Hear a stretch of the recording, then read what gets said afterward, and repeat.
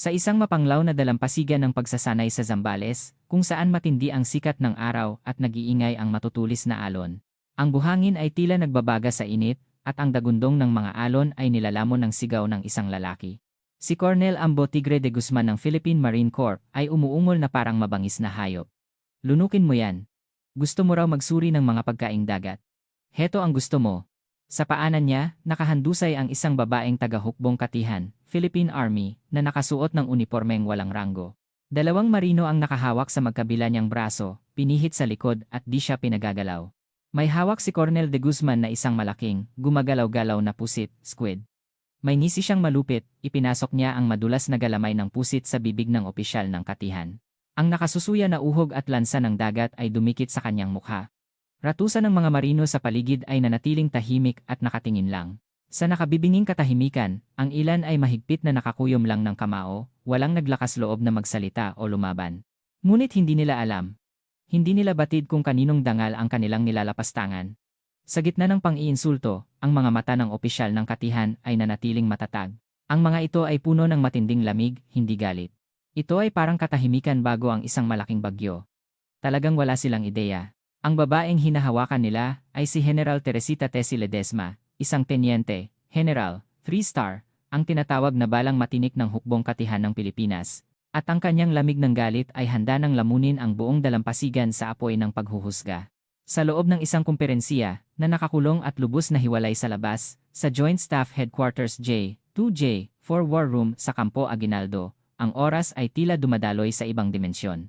Tanging ang mahinang tunog ng air purifier ang tanging ingay, ang malamig na hangin na walang kahit isang alikabok ang pumuno sa espasyo. Sa sentro, nakaupo ng mag-isa sa dulo ng isang malaking nara na mesa, si General Ledesma. Ang tatlong bituin na kumikinang sa kanyang balikat ay hindi lamang palamuti. Ito ay patunay kung gaano siya kahirap na buhay sa puso ng malaking organisasyon ng militar, isang mabigat na responsibilidad. Tinawag siyang hustisya ng katihan. Walang anuman katiwalian o pandaraya ang nanatili sa kanyang dinaraanan. Para sa kanya, ang pagkakamali sa proseso ay isang masamang kaaway na maaaring pumatay ng mas maraming sundalo kaysa sa isang bala.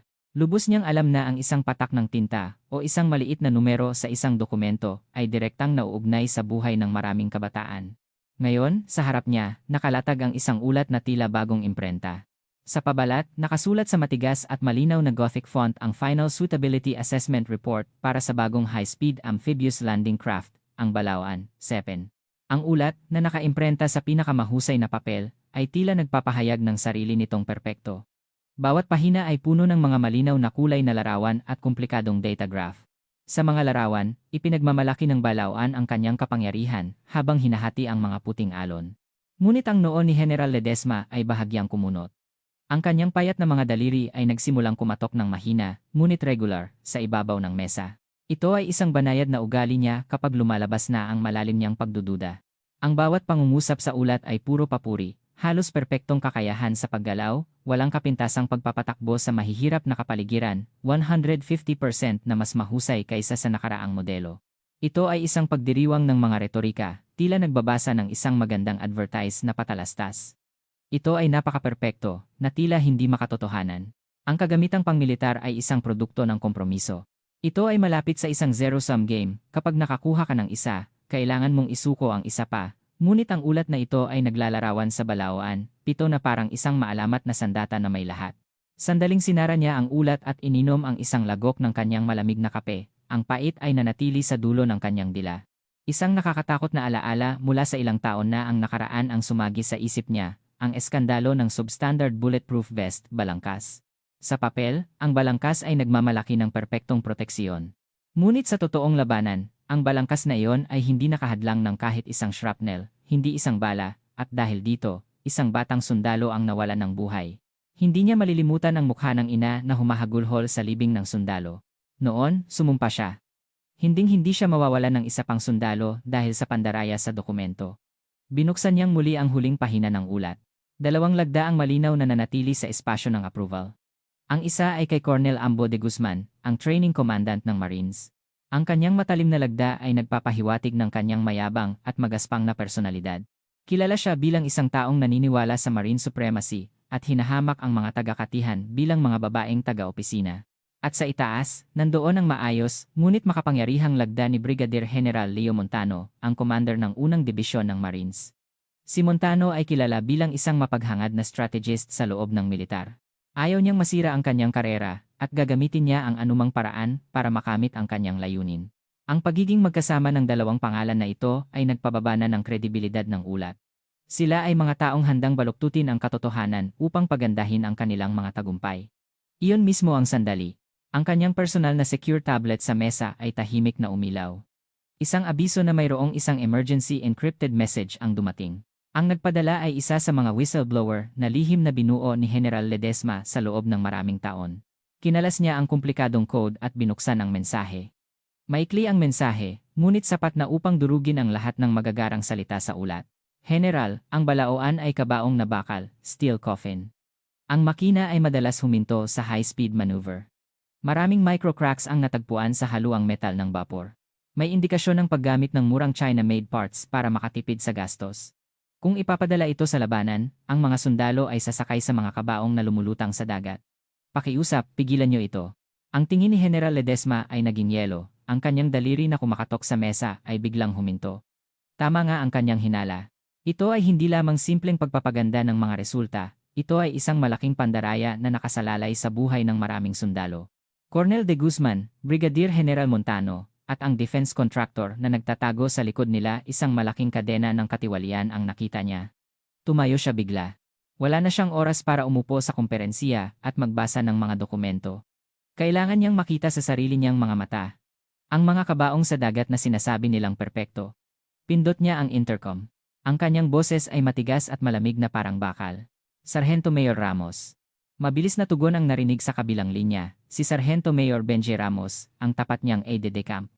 Opo, General. Naghihintay po ako. I-secure mo agad ang orihinal na kontrata ng Balawan, 7 at lahat ng transaksyon ng defense contractor sa loob ng 5 taon. Ihanda ang special audit team.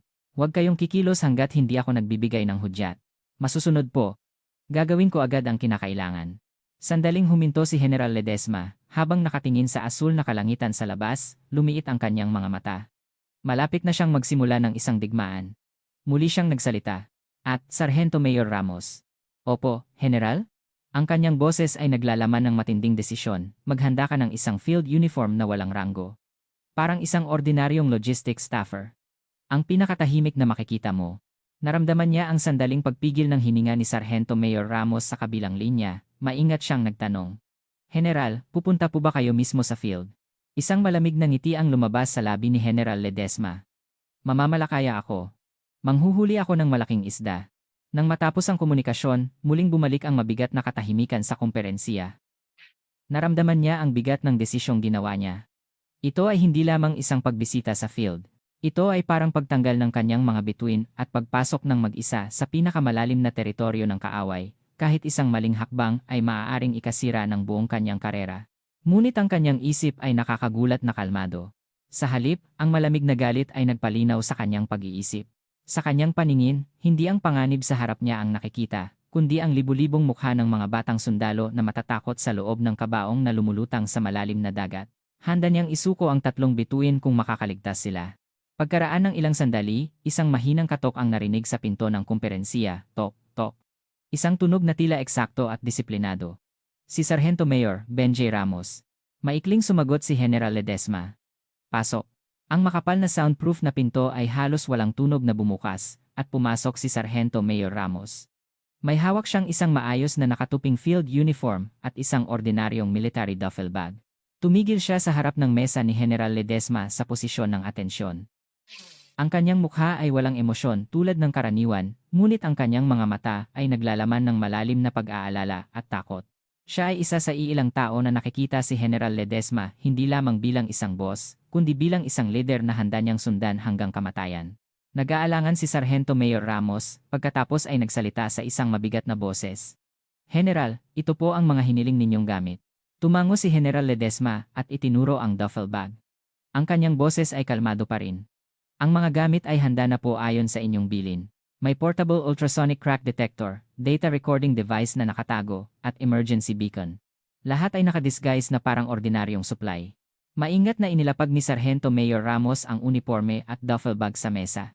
Hindi niya kayang tingnan ng diretso ang mukha ni General Ledesma. Sinubukan niyang kumbinsihin siya sa huling pagkakataon. Ngunit, General, pakiusap, pag-isipan niyo po ulit. Masyado itong mapanganib. Ang pagpapadala ng isang formal na audit team ang mas tamang desisyon, hindi lamang para sa proseso, kundi para sa kaligtasan ninyo, General. Hindi alam ni General Ledesma ang pagiging tapat ni Sargento Mayor Ramos. Ngunit umiling siya, lumapit siya sa bintana at tumingin sa mataong cityscape ng Metro Manila. Ang libu-libong ilaw ay kumikinang na parang buhay. Sa ilalim ng mga ilaw na iyon, maraming tao ang natutulog ng payapa dahil sa tiwala nila sa militar. Hindi niya mapapatawad ang sinumang nagtaksil sa tiwalang iyon. Nagsalita si General Ledesma ng hindi nakatalikod. Sargento Mayor, kung magpadala tayo ng formal na audit team, ano sa tingin mo ang mangyayari? Siguro, wawasakin nila ang lahat ng ebidensya at tatanggapin tayo sa isang perpektong manipuladong sitwasyon, sagot ni Sargento Mayor Ramos. Tama. Sina Colonel de Guzman at Brigadier General Montano ay mga ahas. Mas tuso pa sila, aamuin nila tayo bago pa tayo makalapit at magtatago sa butas nila. Ang makikita lang natin ay isang landing craft na maayos at bagong pintura. At babalik tayo ng walang dala, ang ulat na ito ay mapapasa, at ang ating mga sundalo ay hahantong sa dagat ng kamatayan. Ang kanyang boses ay may lamig na parang yelo. Dahan-dahan siyang lumingon at hinarap si Sargento Mayor Ramos. Ang kanyang mga mata ay hindi na mata ng isang general, ito ay ang tingin ng isang apex predator na naghahanap ng biktima. Kailangan kong tusukin ang kanilang butas kapag sila ay kampante, kapag sila ay pinakawalang kalaban-laban, kailangan kong iparamdam sa kanila na ako ay isang langaw lang. Sa ganitong paraan, makikita ko ang kanilang totoong mukha, ang kanilang karumalan. Kailangan kong makita ang mga bitak na iyon gamit ang aking sariling mga mata, at hawakan ang murang metal gamit ang aking sariling mga kamay, bago ako makontento. Ang kanyang mga salita ay naglalaman ng isang ganap na paniniwala na hindi na pinahihintulutan ang anumang pagtutol. Si Sargento Mayor Ramos ay hindi na nagsalita. Yumuko lang siya ng malalim. Masusunod po, General. Tumango si General Ledesma, tila nasiyahan. Lumapit siya sa mesa at walang pag-aalinlangan na tinanggal ang mabibigat na 3-star insignia sa kanyang balikat. Click-clack. Sa isang tunog, ang simbolo ng kanyang kapangyarihan at karangalan ay nahulog sa malamig na mesa.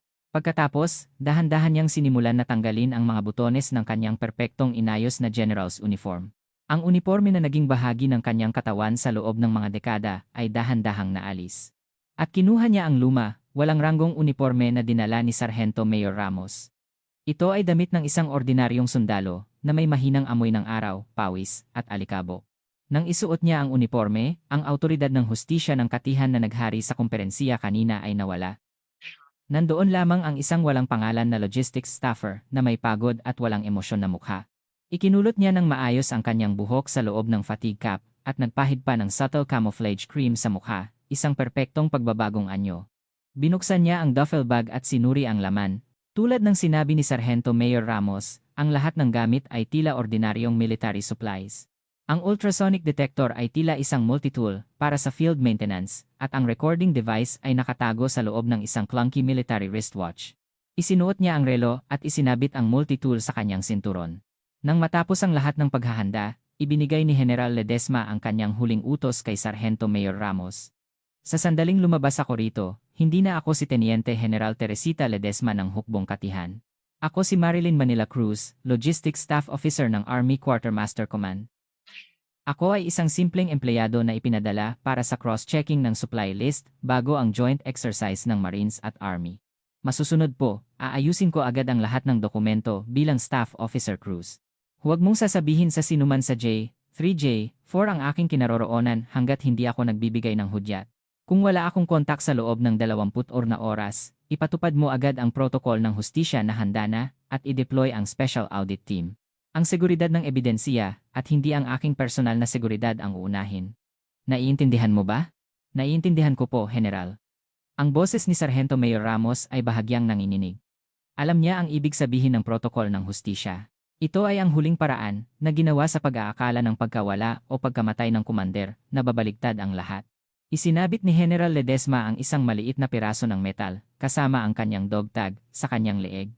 Isang napakanipis at matalas na espesyal na haluang metal. Ito ang kanyang huling insurance para sa emergency. Isinabit niya ang duffel bag sa kanyang balikat at naglakad patungo sa pinto ng walang pag-aalinlangan. Bago niya buksan ang pinto, huminto siya sandali at sinabi kay Sargento Mayor Ramos, Ipagkatiwala ko sa iyo ang lugar na ito. Pagkatapos ng maikling salitang iyon, nawala siya sa dilim. Wala na si Teniente General Teresita Ledesma. Nandoon lamang si Marilyn Cruz, ang walang pangalan na sundalo na patungo sa pinakapusod ng malaking katiwalian. Ang tunog ng kanyang mga yabag ay tahimik na nawala sa pasilyo. Nagsimula na ang pangangaso ng diyosa ng paghuhusga. Ang luma at umuugong na military truck na sinasakyan ni General Ledesma ay huminto. Pagkahinto ng sasakyan, agad siyang bumaba sa pinto ng passenger seat. Sa sandaling iyon, ang hangin ng Marine Training Beach sa Zambales ay pumasok ng malalim sa kanyang baga. Ito ay hindi ang mabahong hangin ng lungsod, kundi ang hilaw na amoy ng dagat. Ang alat na dala ng malagkit na hangin ng dagat, ang alikabok ng buhangin na bumabangon sa ilalim ng mainit na araw, at ang pinaghalong amoy ng diesel fuel at pawis. Gumawa ng crunch na tunog ang kanyang sapatos habang lumulubog sa tuyong buhangin. Sa harap niya, walang hanggan ang malawak na dalampasigan. Ang matinding sikat ng araw ay naghihiwalay na parang pilak sa ibabaw ng horizon, at ang asul na dagat ay humihinga na parang isang malaking nilalang, nagpapalabas ng mga umaalpas na alon.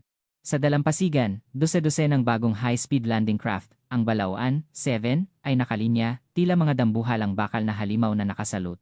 Ito ay ang parehong kahanga-hangang tanawin na nakita niya sa ulat. Ngunit ang mga mata ni General Ledesma ay tumago sa ibabaw ng makulay na panlabas. Ang kanyang tingin ay hindi sa kumikinang na pintura ng landing craft, kundi sa banayad na finishing ng welding seams at sa mapurol na tunog ng bakal na katawan kapag tinamaan ng alon. Nararamdaman niya ito kahit sa malayo, hindi ito ang malinaw na tunog ng malusog na bakal, ito ay isang nakababahalang ingay, tila may sakit at walang laman sa loob. Ang buong kapaligiran ay nagpapahayag na ito ay teritoryo ng mga marino. Ang mga marines na may pulang name tag ay gumagalaw ng walang mali, kasabay ng kanilang malakas na utos. Ang kanilang bronze na balat ay nagningning sa pawis, at ang kanilang mga mata ay puno ng pagiging wild at pagmamalaki na bihirang makita sa mga sundalo ng katihan. Sila ang may-ari ng lugar na ito, at isang matinding kapaligiran ng pag-iingat at pagtanggi sa sinumang dayuhan ang nakabitin sa hangin. Inayos ni General Ledesma ang duffel bag sa kanyang balikat at tahimik na naglakad patungo sa lugar kung saan nakadock ang mga landing craft. Agad na nakuha ng kanyang presensiya ang atensyon ng lahat. Ang madilim na berdeng uniforme ng katihan ay isang kapansine-pansing kulay sa loob ng Marine Training Ground na puno ng pula at khaki. Narinig ang mga bulungan sa paligid. Ano yan? Army yan, di ba? Walang ranggo, baguhan siguro. Anong ginagawa ng babaeng taga-opisina dito? Nagpipiknik? Ang mga salita ay puno ng lantad na pangiinsulto at panlalait, ngunit si General Ledesma ay kumilos na tila wala siyang narinig. Ang kanyang layunin ay isa lamang, hatiin ang tiyan ng mga bakal na halimaw na iyon at tingnan ang loob nito. Nang makarating siya sa pasukan ng landing craft area, isang batang opisyal ng marino ang humarang sa kanya. Mukha siyang bagong komisyon, ngunit ang kanyang mga mata ay puno ng superiority complex at kayabangan. Itinaas niya ang kanyang baba at nagtanong sa isang matigas na boses. Kilalanin mo ang iyong sarili at ang iyong layunin.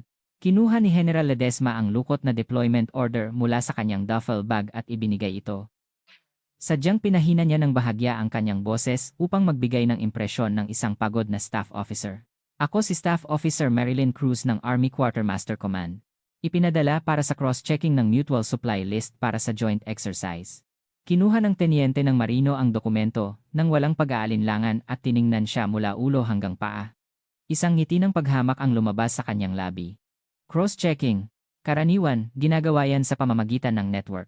Ganyan pa ba ang trabaho sa katihan, Luma? Walang emosyong sumagot si General Ledesma. Utos po ng mataas na opisyal, kailangan ng actual on-site inspection. Mataas na opisyal? Sino? Nagpumilit ang tenyente. Sa sandaling iyon, isang malalim na boses na tila nagpapayanig ng lupa ang narinig mula sa kanilang likuran. Tumahimik. Anong ingay yan? Ang mga Marines ay agad na humiwalay. Tila ang dagat ay hinati ni Moses, nagbigay daan. Sa dulo ng daan, isang lalaki ang lumapit ng mabilis. Si Colonel Ambo de Guzman. Ang kanyang mukha ay maitim at tila nasunog, parang isang masamang pagkakaluto ng laryo. Ang kanyang makapal na leeg at malapad na balikat ay nagbigay ng isang mapang-api na presensiya at matinding kayabangan. Ang kanyang mga mata ay nagniningas na parang isang mandaragit na nakakita ng biktima. Tumigil siya sa harap ni General Ledesma at lantaran siyang tiningnan mula ulo hanggang paa. Ito ay isang nakakainsulto na tingin, tila sinusuri ang isang baka sa livestock market. Umungol siya sa tenyente sa tabi niya. Ipaliwanag mo. Anong ginagawa ng babaeng taga-opisina na ito ng katihan dito? Ang salitang babaeng taga-opisina ay lumabas sa kanyang bibig na parang laway. Yumuko ang tenyente at nagbigay ng mabilis na ulat. Cornel, isang staff officer daw po mula sa Katihan, para sa supply inspection. Bago pa matapos ang tenyente, itinaas ni Cornel de Guzman ang kanyang kamay upang pigilan siya. Ang kanyang tingin ay nanatiling nakatutok kay General Ledesma. Lumapit siya ng isang hakbang. Ang amoy ng kanyang pawis at sigarilyo ay nakasusuka. Nagtawa si Cornel de Guzman ng may paghamak. Supply inspection. Ang mga taong naglalaro lang ng lapis sa opisina, anong alam nila kaya pumunta sila rito? Alam mo ba kung nasaan ka? Ang kanyang boses ay napakalakas na tila nilalamon ang lahat ng ingay sa paligid. Ang mga marine sa paligid ay nagsimulang tumawa, tila may nakita silang isang kawili-wiling palabas. Nanatiling tahimik si General Ledesma habang nakaharap si Cornel de Guzman, ang kanyang mga mata ay malinaw at malamig na parang bato. Muli niyang inihayag ang kanyang pagkakakilanlan. Staff Officer Marilyn Cruz ng Army Quartermaster Command. Ayon sa proseso, tumahimik ka. Sumigaw si Cornel de Guzman. Ang kanyang sigaw ay nagpaalog sa hangin. Inilapit niya ang kanyang mukha sa mukha ni General Ledesma. Ang matinding galit ay nag-aapoy sa kanyang mga mata. Ito ang Marine Corps. Hindi ito lugar para sa inyong mga taga-Katihan na maglaro ng toy soldiers. Anong alam ninyo tungkol sa katinisan ng alon, sa alat ng dagat, at sa tindi ng tunay na labanan? Ang mga taong walang alam ay naglakas loob na tumapak sa banal naming teritoryo.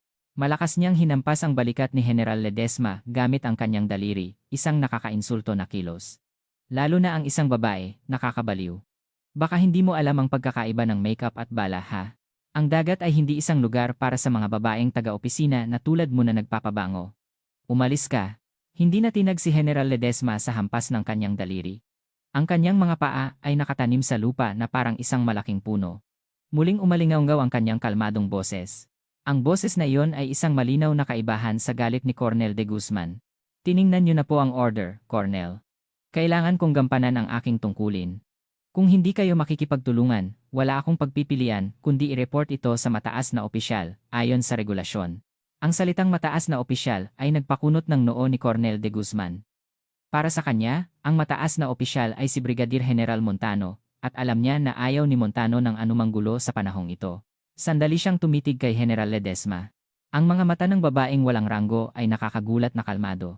Karaniwan, kapag ang isang kornel ay sumisigaw ng ganito sa militar, ang tao ay natatakot, umiiyak, o nagpapakita ng kahit kaunting pagkataranta. Ngunit siya ay kalmado, tila nakatayo sa gitna ng mata ng bagyo. Ang kalmadong iyon ay lalo pang nagpasira sa nerbiyos ni Cornel de Guzman. Inirapan ni Cornel de Guzman at umatras ng isang hakbang. Lumingon siya sa kanyang mga tauhan at sumigaw sa isang overdramatic na paraan. Narinig ninyo ba, lahat? Ang ating mahal na bisita mula sa Katihan ay pumunta upang suriin ang ating mga kagamitan. Hindi ko alam kung ano ang nagawa nating masama at kailangan tayong abalahin ng ganyang mahalagang tao. Muling lumabas ang mga hagalpak at paghamak na tawa. Binalikan ni Cornel de Guzman si General Ledesma. Isang tuso at malupit na tingin ang lumabas sa kanyang mga mata. Sige. Kung gusto mo talagang magsuri, gawin mo. Tingnan natin kung gaano katagal makakayanan ng iyong marangal na katawan ang init ng araw. Kailangan mong maging maingat. Huwag kang mag-iiwan ng kahit isang alikabok, naiintindihan mo ba, staff officer? Nagbigay diin siya sa salitang staff officer ng may pangungutya. Ito ay hindi pahintulot, ito ay isang deklarasyon ng digmaan na may masamang hangarin. Tingnan natin kung hanggang saan ang kakayanan mo. Hindi sumagot si General Ledesma. Tahimik lang siyang lumampas kay Cornel de Guzman at naglakad patungo sa landing craft na itinuro niya. Ang mga mapanlait na tingin ni Cornel de Guzman at ng kanyang mga tauhan ay tila dose-dosenang talim na humahampas sa kanyang likod. Isang bahagya at malamig na ngiti ang sumilay sa labi ni General Ledesma na walang nakapansin. Sige, maging mayabang ka. Ang kayabangan mo ang ebidensya na hinahanap ko. Inilagay niya ang kanyang kamay sa malamig na bakal ng landing craft. Ngayon na ang oras para sa unang scalpel cut ng paghuhusga. Iniwan ni General Ledesma ang daan-daang mapanuksong tingin sa kanyang likuran habang nakatayo siya sa harap ng dambuhalang katawan ng unang balawan, 7. Ang nagbabagang araw ay nagpapainit sa kulay abo na bakal ng landing craft na tila umaalpas ang init. Mahigpit niyang isinuot ang kanyang fatigue cap at kinuha niya ang guwantes at isang maliit na gamit mula sa kanyang duffel bag. Sa panlabas, ito ay tila isang portable multitool na karaniwang ginagamit ng mga field mechanic. Ngunit ito ay ang state-of-the-art portable ultrasonic detector na ginagamit lang sa Joint Staff Technical Analysis Office. Ito ang kanyang nakatagong mata na maaaring tumagos sa loob ng bakal. Si Cornel de Guzman ay nakatayo sa malayo, nakahalukip-kip, at pinapanood ang kanyang ginagawa na may kampanteng ekspresyon. Tila siya isang masamang direktor na pinapanood ang pagganap ng isang walang silbing aktor sa isang well-staged play.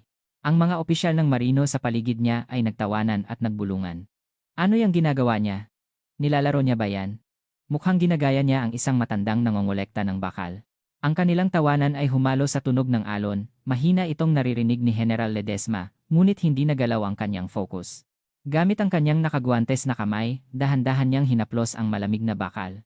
Ito ay upang maramdaman ang banayad na vibrations at texture sa pamamagitan ng kanyang mga daliri. Ang kanyang mga kamay, na naglakbay sa maraming labanan at humawak ng maraming kagamitan sa loob ng mga dekada, ay mas sensitibo kaysa sa anumang tumpak na makina. Ang kanyang noo ay kumunot ng bahagya, halos hindi mapansin. Naramdaman niya, isang kakaibang pakiramdam sa ilalim ng ibabaw ng bakal na dapat ay makinis. Tila isang nakatagong tumor sa ilalim ng malusog na balat, isang masamang premonisyon ang nanatili sa kanyang mga daliri. Hindi na siya nag-aksaya ng oras at binuksan niya ang detektor. Wiing.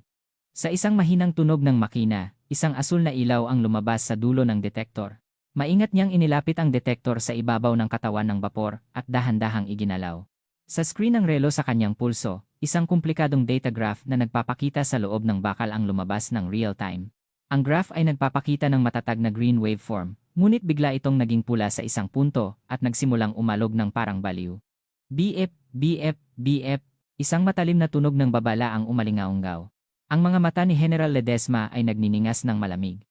Nakita ko na. Sa screen, malinaw na lumabas ang mga pinong linya na tila kumakalat na parang spiderweb, microcracks. Banayad na bitak. Sa panlabas, mukha itong maayos, ngunit ang kalansay ng bakal ay namamatay na dahil sa pagkalat ng mga bitak, tila cancer. Sa ganitong estado, kung makaranas ito ng high-speed maneuver o kahit isang maliit na epekto, ang katawan ng bapor ay maaaring mapunit sa dalawa na parang tuyong sanga. Ito ay hindi isang landing craft. Ito ay isang kabaong nagawa sa bakal. Kinuha niya ang isang espesyal na gawa na puting chalk sa kanyang sinturon at eksaktong minarkahan ang lugar kung saan natagpuan ang mga bitak. Pagkatapos ay iginalaw niyang muli ang detektor. Pagkaraan ng ilang sandali, isa pang matalim na tunog ng babala ang umalingaungaw. Tahimik siyang naghanap at nagmarka ng mga bitak ng may tumpak na parang makina. 1, 2, 3. Pagkaraan ng ilang sandali, ang dambuhalang katawan ng landing craft ay nagsimulang matabunan ng mga puting X-marks, tila mayroon itong isang nakakatakot na sakit sa balat. Ang mga ngiti sa mukha ng mga marino, na nagmamasid at nagtawanan kanina, ay dahan-dahang nawala. Hindi sila eksperto sa kagamitang pangmilitar, ngunit instinctively nilang naramdaman na may malaking mali. Ang ginagawa ng babae ay hindi lamang simpleng inspeksyon. Ito ay isang malamig at walang awa na proseso. Tila isang mahusay na siruhano na naghahanap ng mga nakatagong bukol ng cancer sa katawan ng pasyente at minarkahan ang lugar para sa pag-opera. Ang mukha ni Cornel de Guzman ay nagsimula ring tumigas. Ang malamig na pawis ay lumabas sa kanyang noo. Hindi niya alam kung ano ang gamit na iyon, ngunit ang tiwala sa sarili ng babae at ang patuloy na pagtaas ng mga puting marka ay nagbigay ng isang hindi mapakali na pakiramdam sa kanyang puso. Pilit siyang nagkunwari na kalmado at sumigaw. Hoy! Anong ginagawa mo dyan? Bakit mo sinusulatan ng mahalagang kagamitan ng iba? Hindi siya pinansin ni General Ledesma. Natapos niya ang inspeksyon sa labas at binuksan ang hatch ng engine room. Ang puso ng landing craft. Sa isang nakakakilabot na tunog ng pagkalas ng metal, bumukas ang hatch at isang mainit na usok at nakasusukang amoy ng gasolina ang lumabas. Pumasok siya sa madilim at masikip na engine room nang walang pag-aalinlangan. Ang loob ng engine room ay tila isang maliit na bersyon ng impyerno. Ang hangin ay mabigat at lahat ng dako ay madulas sa mantika. Halos hindi ka makahinga dahil sa init na ibinuga ng dambuhalang diesel engine. Ngunit ang ganitong kapaligiran ay karaniwan na kay General Ledesma. Hindi niya pinansin at binuksan niya ang kanyang flashlight upang itutok sa bawat sulok ng makina. Ang una niyang nakita ay ang fuel injector nozzle, isa sa mga kritikal na bahagi ng makina. Ayon sa dokumento, dapat itong top-grade German part. Ngunit ang nasa harap niya ay isang murang bahagi na may hindi maayos na finish at bahagyang naibang logo. Wala pa itong engraving na nagpapahiwatig ng bansa ng pinagmulan. Sa isang tingin, ito ay isang China-made counterfeit part na lihim na pinalitan upang makatipid sa gastos. Pindutin niya ang button sa recording device na hugis relo sa kanyang pulso. Ang pulang scan beam na lumabas sa lente ng relo ay dumulas sa ibabaw ng bahagi. Curvature. Agad na nasuri ang material, strength, at estimated lifespan ng bahagi, at lumabas sa screen. Ang resulta ay nakakabigla. Substandard low-grade alloy, 30% lang ng tibay kumpara sa orihinal, mataas na posibilidad ng overheating at pagsabog sa high-speed maneuver. Inisave niya ang lahat ng data, patuloy niyang sinuri ang ibang bahagi ng makina, coolant pump, piston, connecting rod. Pareho ang sitwasyon. Karamihan sa mga kritikal na bahagi ay pinalitan ng mga murang counterfeit parts. Ang mga bakas ng paggamit ng wrench ay malinaw na nanatili sa mga bolt. Tila ito ang surgical mark ng isang walang kakayahang charlatan na nagmamadaling tapusin ang operasyon.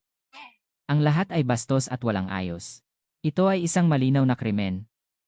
Mayroong isang taong nagnakaw ng malaking defense budget at inilagay ang buhay ng mga sundalo sa balanse. Ang malamig na galit ay kumulo sa puso ni General Ledesma na parang lava. Ngunit ang kanyang ekspresyon ay nanatiling yelo, at ang kanyang mga galaw ay kalmado at detalyado. Kinukuhanan niya ng larawan, video, at inirecord ang lahat ng ebidensiya na natagpuan. Ang kanyang wristwatch ay ngayon ay naging isang repositoryo ng mga ebidensiya ng kanilang kasalanan. Gaano katagal siya roon? Lumabas si General Ledesma mula sa engine room, puno ng mantika at basang-basa sa pawis. Nang lumabas siya, ang kapaligiran sa dalampasigan ay ganap na nagbago. Ang mga pagtawa at pang-iinsulto ay nawala, at sa halip ay isang mabigat at hindi mapakali na katahimikan ang umiral. Lahat ay nakatingin sa kanya, pinapanood ang kanyang susunod na hakbang. Hindi na nakahalukip-kip si Colonel de Guzman.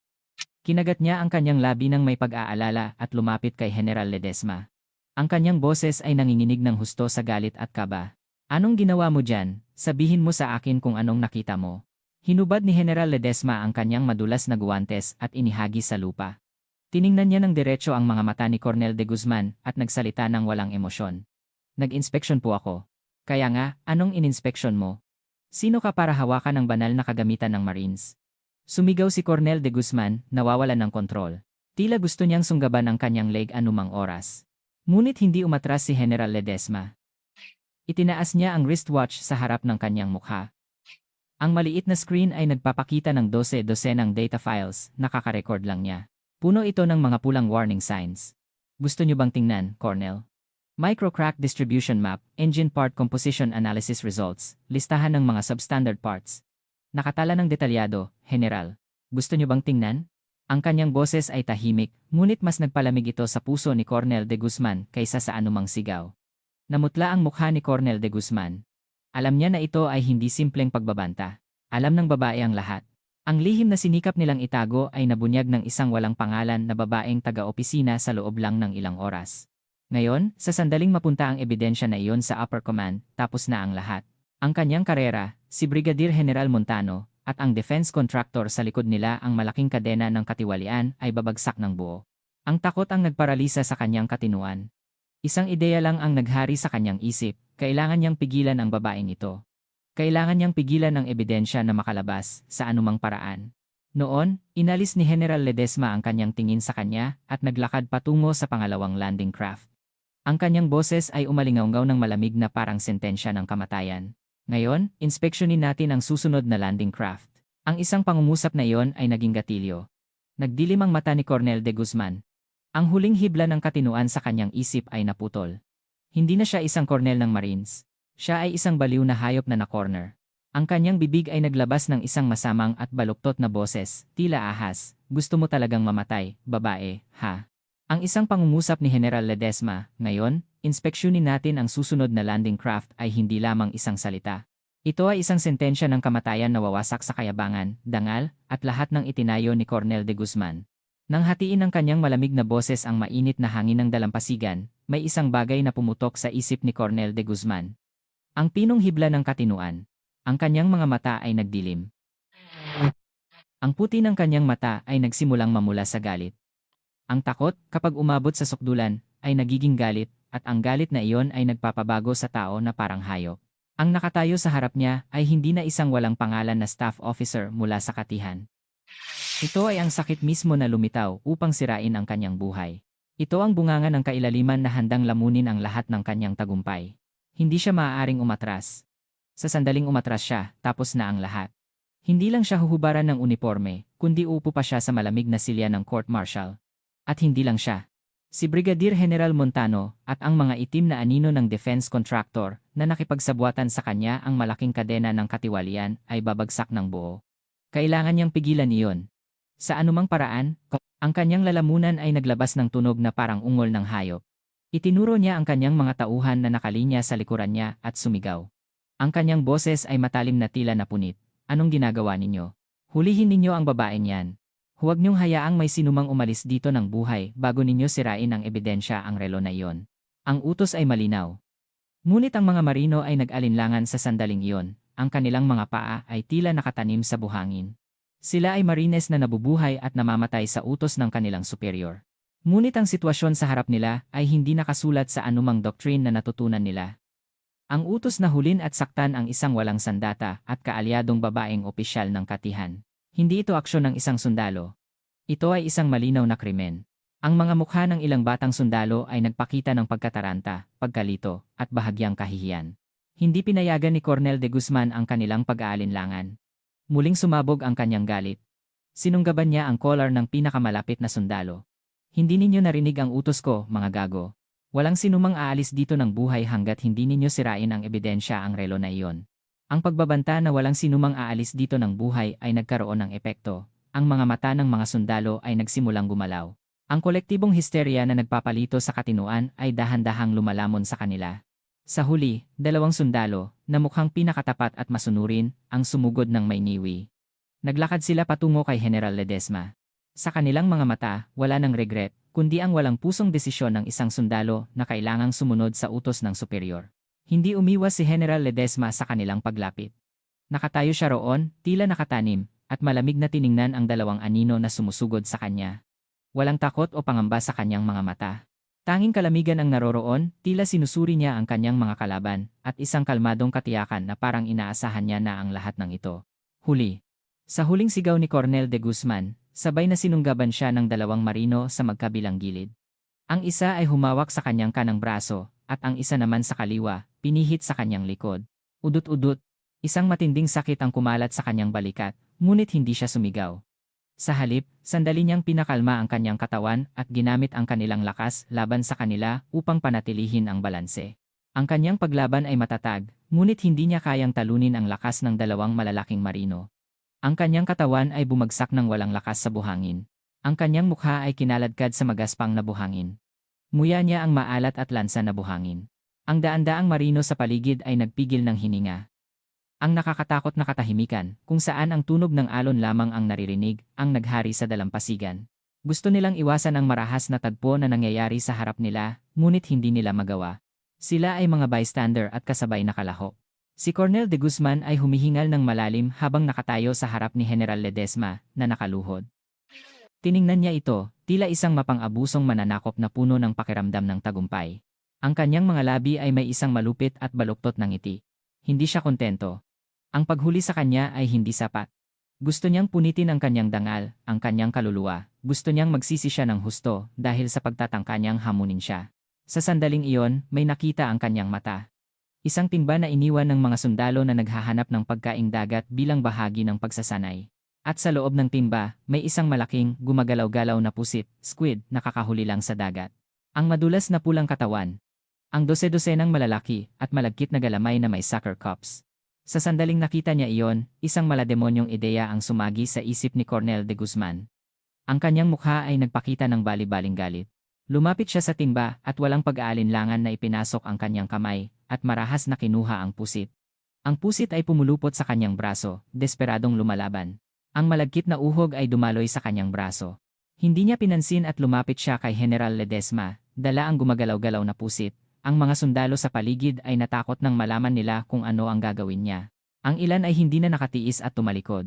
Sinunggaban ni Colonel de Guzman ang buhok ni General Ledesma.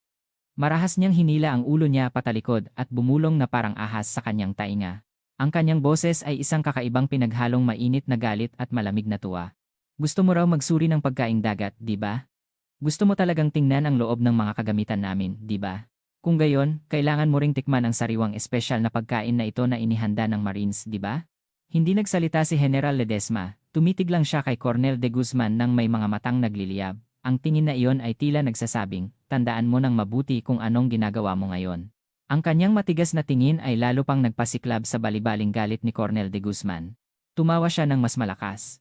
Ang kanyang tawa ay umalingaw sa dalampasigan na parang baliw. Buhay pa rin ang tingin na iyan. Magaling. Bago ko hukayin ang mata mo, tikman mo muna ito. Hindi na siya nag-alinlangan. Marahas niyang ipinasok ang buhay at gumagalaw-galaw na pusit ang madulas at malagkit na mga galamay sa bibig ni General Ledesma. Ang nakakatakot na pakiramdam ang naghari sa lahat ng kanyang nerbiyos. Ang nakasusukang lansa ng dagat at uhog ay pumasok sa kanyang ilong at bibig. Ang malamig at malagkit na laman ng buhay na nilalang ay nagpupumilit na pumasok sa kanyang mga labi. Ang mga galamay ng pusit ay pumulupot sa kanyang pisngi at baba, at ang mga sucker cups ay dumikit sa kanyang balat, lumilikha ng masakit na pakiramdam ng pagsipsip ng laman. Hindi siya makahinga. Ang kanyang ilong at bibig ay parehong nakasarado. Ang takot sa pagkasakal ang sumakop sa kanya. Ang isang ordinaryong tao ay nataranta na at nawalan ng ulirat, ngunit si General Ledesma ay iba. Ang kanyang utak ay naging yelo sa gitna ng matinding sitwasyon. Ang nakakatakot na alaala ng kanyang nakaraang survival training at interrogation resistance ang sumagi sa isip niya, waterboarding, sleep deprivation, walang katapusang psychological pressure. Kumpara doon, ang pang-iinsulto na ito ay isang nakasusukang laro lamang. Sa halip na labanan ng takot, tinanggap niya ito. Instinctively niyang pinigilan ang kanyang hininga. Ang kanyang baga ay sinanay sa paraang hindi kayang isipin ng isang ordinaryong tao. Kaya niyang makayanan ang sitwasyong ito. Ang mahalaga ay hindi ang makayanan lang. Ito ay ang hanapin ang sandali ng pag-atake. Naramdaman niya ang balanse ng lakas ng dalawang marino na humahawak sa kanya. Ang mahigpit na pagkakahawak ng nasa kanan ay mas malakas, ngunit ang nasa kaliwa ay hindi matatag ang posisyon dahil sa kaba. Sinuri niya ang paggalaw ng pusit sa kanyang bibig. Paano niya ito mailalabas sa pinakamaliit na galaw? Ang posisyon ni Cornel de Guzman, ang terrain, ang direksyon ng hangin ang kanyang utak ay nag-compute ng lahat ng variables na parang isang supercomputer. Inakala ni Cornel de Guzman na malapit na siyang sumuko. Sa pakiramdam ng tagumpay, sumigaw siya sa mga sundalong humahawak sa kanya. Tingnan ninyo. Ito ang katapusan ng babaeng taga-opisina ng katihan. Tingnan ninyo kung ano ang mangyayari kapag naglakas loob kayong hamunin ang Marines. Sa sandaling iyon mismo, habang ang kanyang galit ay nasa sukdulan, at ang kanyang pagiging kampante ay nasa pinakamataas, ay ang sandali na hindi niya pinalampas. Sa kanyang malamig at kalmadong mata, sa wakas ay nagsimulang mag-apoy ang apoy ng impyerno. Ang lahat ng pang-iinsulto hanggang ngayon ay ginamit upang makakuha ng momentum para sa isang sandaling pag-atake. Ngayon na ang oras upang ipakita kung ano ang galit ng Diyosa. Sa wakas ay dumating na ang oras ng paghuhusga. Sa sandaling umabot sa sukdulan ang balibaling tawa ni Cornel de Guzman, sa gitna ng matinding pang-iinsulto at pagkasakal, ang mundo ni General Ledesma ay naging nakakabinging tahimik. Ang tunog ng alon, ang bulungan sa paligid, at ang nakasusukang tawa ni Cornel de Guzman ay tila malayo na. Sa kanyang kamalayan, isang layunin lang ang malinaw na nag-aapoy. Paghuhusga. Ang pagkakahawak ng marino sa kanyang katawan ay bahagyang, sa isang split second, humina dahil sa sigaw ng tagumpay ni Cornel de Guzman. Iyon ay sapat na. Mabilis na kumislap ang mga mata ni General Ledesma. Ito ay hindi na mata ng isang biktima. Ito ay ang tingin ng isang apex predator na naghari sa labanan sa loob ng mga dekada. Ang unang galaw ay pagsabog. Agad niyang kinontrata ang kanyang kalamnan sa tiyan at diaphragm at pinakawalan ng sabay-sabay.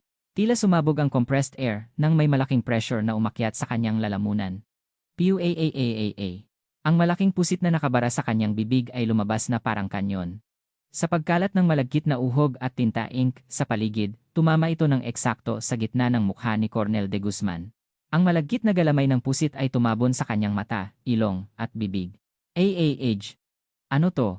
Ang mukha ni Cornel de Guzman, na puno ng pakiramdam ng tagumpay, ay naging gulat at pagkasuya.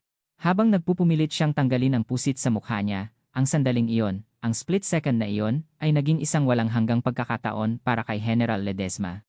Hindi siya nag-aksaya ng oras.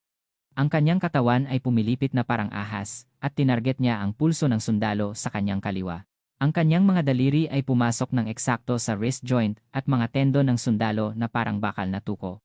Ito ay isang joint lock, articulatory technique, ang esensya ng Hapkido, arnis, gamit ang lakas ng kalaban laban sa kanya. Tinanggap niya ang lakas ng sundalo na nagtulak sa kanyang braso, at pinihit ang kanyang katawan, ibinalik ang lakas na iyon sa sundalo mismo. Isang sigaw ang lumabas sa bibig ng sundalo dahil sa sakit na lumalabag sa istruktura ng tao. Isang nakakatakot na tunog ng pagpihit ng buto at ligament ang umalingaunggaw. Binitawan siya ng sundalo dahil sa sakit ng nabali niyang pulso, at sa sandaling iyon, hindi pinalampas ni General Ledesma ang pagkakataon. Ang kanyang siko ay kumilos na parang kidlat, eksaktong tumama sa solar plexus ng sundalo. Pok! Sa isang mapurol na tunog, ang sundalo ay sumuka at bumagsak sa buhangin na parang bagay na walang buhay. Ang lahat ay nangyari sa loob ng mas mababa sa isang segundo. Bago pa man makasigaw ang isa pang sundalo sa kanyang kanan, nagsimula na ang susunod na atake ni General Ledesma. Ibinaba niya ang kanyang katawan, ginamit ang natumbang sundalo bilang pivot. Ang kanyang sapatos ay kumalat ng buhangin habang mabilis niyang sinipa ang Achilles tendon sa loob ng bukong-bukong ng natitirang sundalo. Natumba ang sundalo, nawalan ng balanse. Sa sandaling iyon, tumalon si General Ledesma na parang spring, pinihit ang kanyang katawan. Ang matigas na bahagi ng kanyang palad sa ibaba ay tumama ng malakas sa baba ng sundalo, tila isang martilyo. Wak! Isang nakakakilabot na tunog ng pagbali ng panga ang narinig. Hindi man lang nakasigaw ang sundalo. Ang kanyang mga mata ay tumingin sa kawalan at bumagsak siya sa likod na parang isang malaking troso. Ang buhangin ay bumangon. Ito ay napakamabilis. Sa loob lang ng isang blink ng mata, ang dalawang malalaking marino ay bumagsak sa sigaw. Ang ingay na naghari sa dalampasigan ay parang isang kasinungalingan at naglaho. Sa tunog lamang ng alon sa malayo, ang daan-daang marino ay nanatiling natigilan, hindi maintindihan ang nangyari sa harap nila. Tanging isang eksena lang ang nakaukit sa kanilang mga mata, ang walang pangalan na babaeng sundalo na puno ng buhangin, mantika, at nakasusukang uhog ng pusit. Nakatayo siya roon, tila isang diyosa ng paghihiganti na bumalik mula sa impyerno, sa pagitan ng dalawang natumbang higante. Sa wakas ay natanggal ni Colonel de Guzman ang pusit sa kanyang mukha. Ang kanyang mukha ay puno ng uhog at tinta, hindi siya makapaniwala sa nakita niya. Ang dalawa sa kanyang elite forces ay natalo ng isang babaeng taga-opisina sa loob lang ng ilang segundo. Hindi ito totoo. Ito ay isang bangungot. Dahan-dahang tumayo si General Ledesma. Marahas niyang pinunasan ang buhangin sa kanyang bibig gamit ang likod ng kanyang kamay. Napunit ang kanyang labi at naramdaman niya ang lasa ng dugo, ngunit ang kanyang mga mata ay hindi natinag. Sa halip, ang mga mata niya ay nagniningas ng 12-12 ng beses na mas malamig at daan-daang beses na mas nakakatakot kaysa kanina. Nagsimula siyang maglakad ng dahan-dahan, isang hakbang sa bawat pagkakataon, patungo kay Colonel de Guzman. Ang tunog ng kanyang sapatos na humahakbang sa buhangin ay umalingaw-ngaw ng mabigat sa dalampasigan, tila ang huling yapak ng isang death row inmate. Si Colonel de Guzman ay hindi sinasadyang umatras. Ang bali-baling galit na naghari sa kanya kanina ay nawala. Ngayon, ang kanyang puso ay tumitibok ng parang baliw dahil sa primordial fear. Ang nakatayo sa harap niya ay hindi tao. Ito ay isang bagay na nakasuot ng balat ng tao. Sino? Sino ka? Nautal niyang tanong, puno ng takot. Tumigil si General Ledesma sa harap niya. Sa halip na sumagot, dahan-dahan niyang ipinasok ang kanyang kamay sa chest pocket ng kanyang uniforme. Ang tingin ng lahat ay nakatuon sa kanyang kamay. Kinuha niya ang isang maliit at malamig na metal na bagay mula sa bulsa. Ang sikat ng araw ay tumama sa ibabaw ng metal, na tumusok sa mga mata ni Colonel de Guzman ng matalim. Ito ay isang military identification card. At sa itaas ng ID, 3 pilak na bituin ang malinaw na nakaukit at kumikinang ng malamig at makinang na parang mga bituin sa gabi. Ang 3 bituin. Ang LT. General. Ang marka ng pinakamataas na mandaragit sa military hierarchy ng Pilipinas. Ang boses ni General Ledesma ay malamig na parang yelo. Ito ay hindi na ang boses ng isang pagod na staff officer. Ito ay ang boses na may autoridad ng isang komander na nag-uutos sa libu-libong sundalo. Itinaas niya ang ID sa harap ng mukha ni Colonel de Guzman. Bawat salita na lumabas sa kanyang bibig ay tumama sa kaluluwa ni Colonel de Guzman na parang isang malaking martilyo.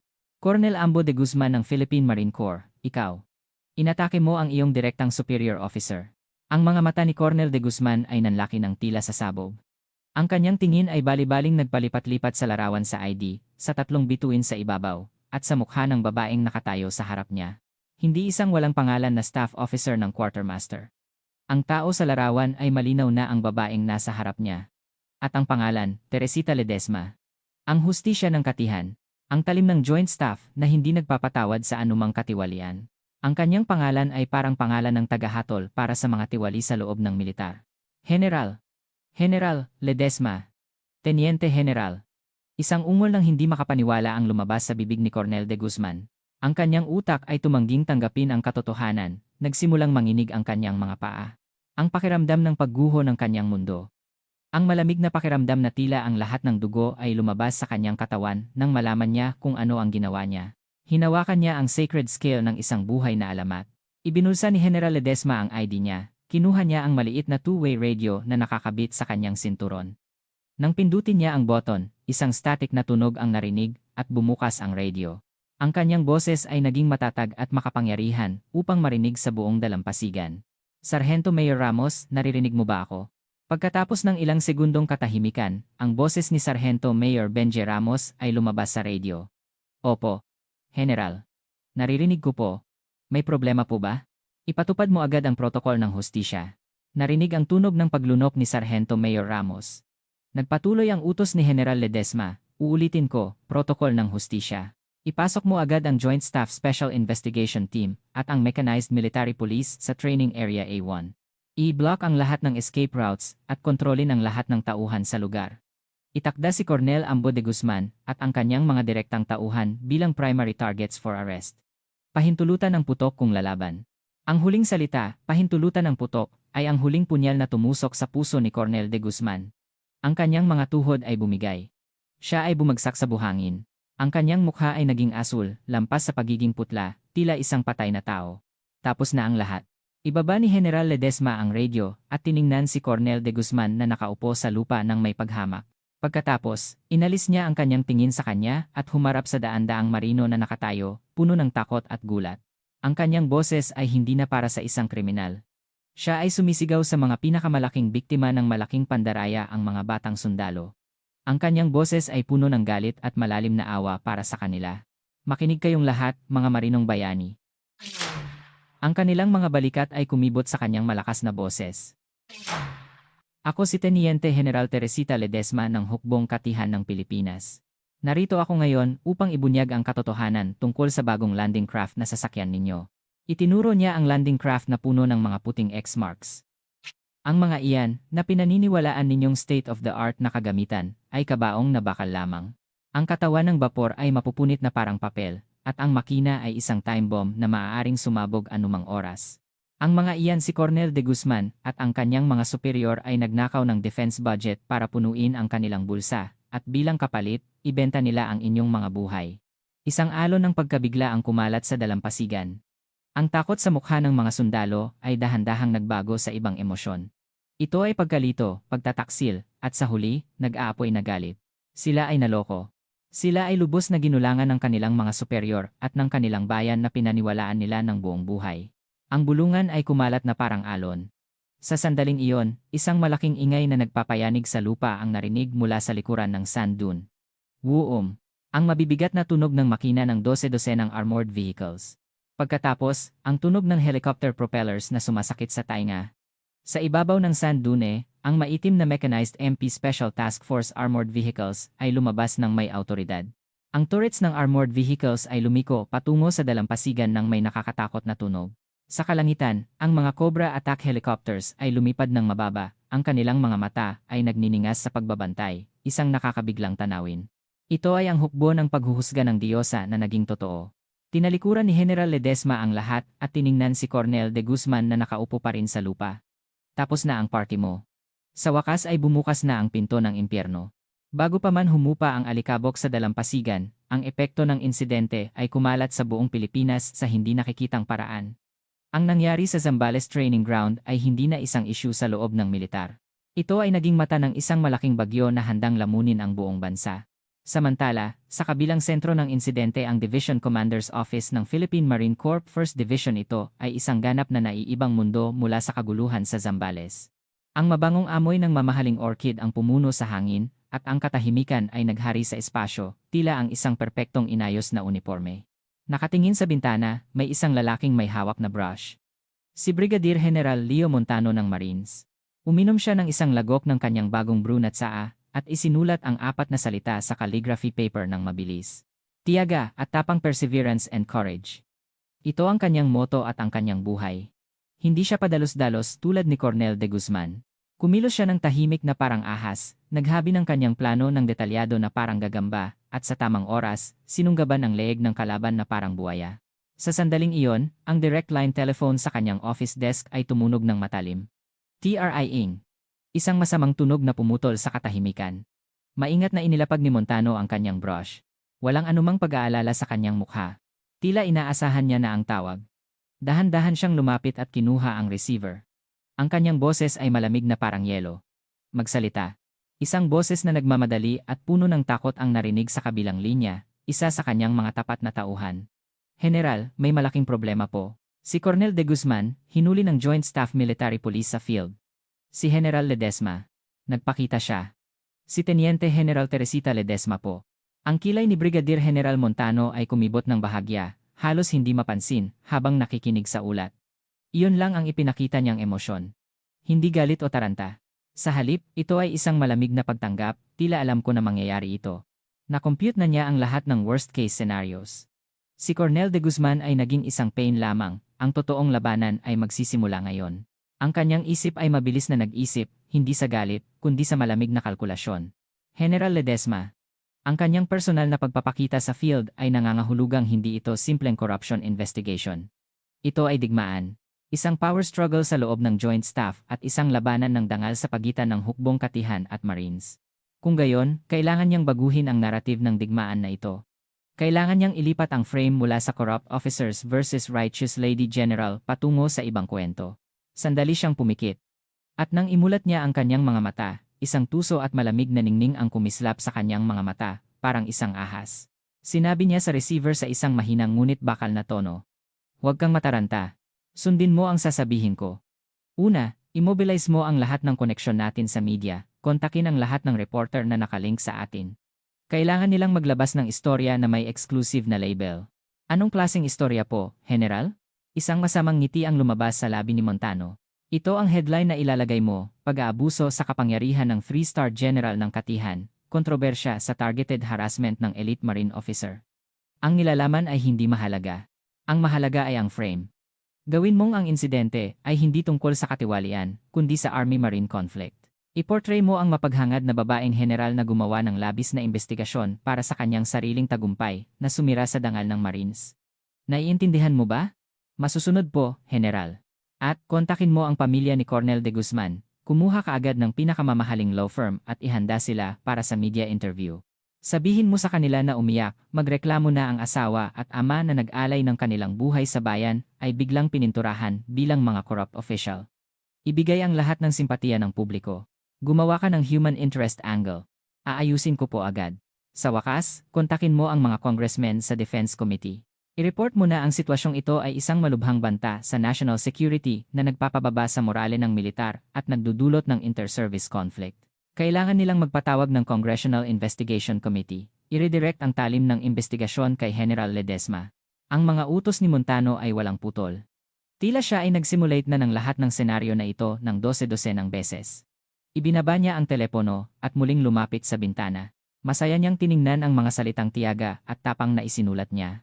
General Ledesma, gaano ka man katalino, hindi ka makakaligtas sa alon ng public opinion na ito. Ikaw ay isang sundalo, ngunit ako ay isang sundalo na marunong sa politika. Sa parehong oras, nagpapalipas ng gabi si General Ledesma sa temporary command post na itinayo sa Zambales Training Ground. Ang kanyang mukha ay puno ng alikabok at pagod, ngunit ang kanyang mga mata ay nag-aapoy ng matindi. Ang command post ay parang isang war zone. 12-12 ng Special Investigation Team personnel ang abala sa paggawa ng trabaho, at ang mga nakumpiskang dokumento at computer hard disks ay nakatambak na parang bundok. Ang mga mukha ng mga marino na naghihintay na imbestigahan ay puno ng kaba. Lumapit si Sargento Mayor Ramos sa kanya, may hawak na tablet PC, na may matigas na mukha. General, lumabas na po. Agad na alam ni General Ledesma kung ano ang ibig niyang sabihin. Kinuha niya ang tablet, ang screen ay puno ng mga breaking news reports na kakalabas lang. Exclusive, Teniente General ng Katihan, walang pahintulot na pumasok sa Marine Training Ground, kontrobersya sa sobrang dami na investigasyon. Breaking, panig ni Colonel de Guzman, mariing tinututulan ang targeted harassment at planted evidence. ISWU analysis, walang katapusang Army-Marine conflict, ngayon ay umabot na sa general level. Ang nilalaman ng mga istorya ay tila na pagkasunduan, walang anumang malalim na pagsusuri tungkol sa depekto ng landing craft o katiwalian. Sa halip, ang lahat ng istorya ay tumutok sa procedural issues ni General Ledesma. Bakit siya pumili ng isang undercover mission sa halip na isang formal na audit? Ang karahasan ba na ginamit sa mga marino ay justified? Hindi ba ito isang aksyon na nagpapababa sa dangal ng Marines at sumisira sa chain of command? Ang mga istorya ay matalinong naglihis ng issue at binaluktot ang katotohanan. Isang malamig na tawa ang lumabas sa bibig ni General Ledesma. Montano. Tulad ng isang tuso na fox. Nagsimula na siya. Si Sargento Mayor Ramos ay nagsalita ng may pag-aalala. Mas mabilis kaysa sa inaasahan, at mas organisado. Tila isang handa na senaryo ang ginamit. Alam ko. Si Cornel de Guzman ay isang pain lang, ang totoong laman ay nasa likod niya. Hindi natin matatalo ang labanang ito gamit lang ang ebidensya. Ito ay isang public opinion war. Sa sandaling sinabi niya ito, ang sitwasyon ay lumala ng mabilis. Pagkatapos ng gabi, ang mga gossip stories sa online media ay naging headline sa mga pangunahing pahayagan. Ang mga conservative commentator ay lumabas sa morning talk shows at marahas siyang binatikos na sinasabing ang heroism na walang prinsipyo ay nagpapabagal sa militar. Pagkatapos, lumabas sa TV ang asawa ni Cornel de Guzman, humahagulhol habang ini-interview. Ang asawa ko ay nag-alay ng kanyang buhay sa bayan at Marines. Paano siya magiging isang corrupt criminal overnight? Ito ay isang conspiracy. Mayroong isang ambisyosong tao na gustong gawing scapegoat ang aking asawa. Ang publiko ay naakit sa mga dramatic stories. Ang frame ng corrupt official ay pinalitan ng isang mas kawili-wiling kwento, a brave officer sacrificed for standing up to a powerful general, at a cold-hearted general who crushes her subordinates for ambition. Ang mga online communities at SNS ay napuno ng batikos at pangungutya laban sa kanya. Military Queen Complex, dictator who ignores procedure. Mayroon pang mga nakasusuklam na personal attacks na bumabatikos sa kanyang kasarian. Ang kanyang ipinakitang martial arts skills sa field ay pinalitan bilang unfeminine, aggressive violence. Ang pressure ay nagsimula ring dumating sa loob ng militar. Tumawag ang mga senior generals sa Joint Staff. Hindi nila siya binatikos ng direkta, ngunit nagbigay sila ng vague pressure na nagsasabing, maaaring gumuho ang buong militar. Hindi ba mas mahusay na ayusin ang sitwasyon ng tahimik at maayos? Kahit ang mga Special Investigation Team personnel ay nagsimulang mag-alinlangan.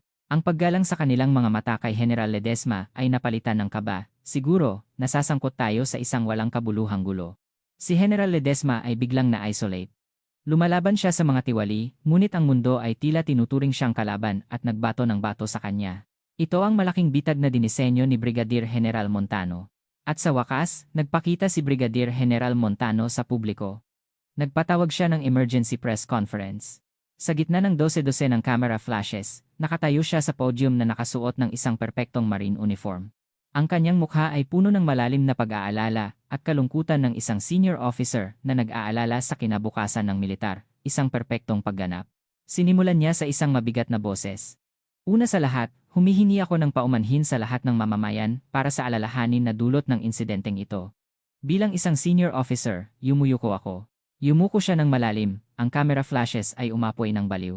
Itinaas niya ang kanyang ulo at tiningnan ang kamera ng may malungkot na mata, at nagpatuloy.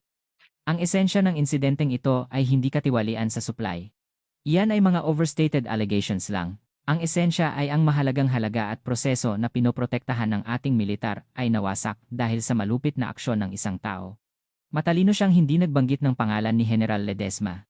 Ngunit alam ng lahat na siya ang pinupuntirya niya.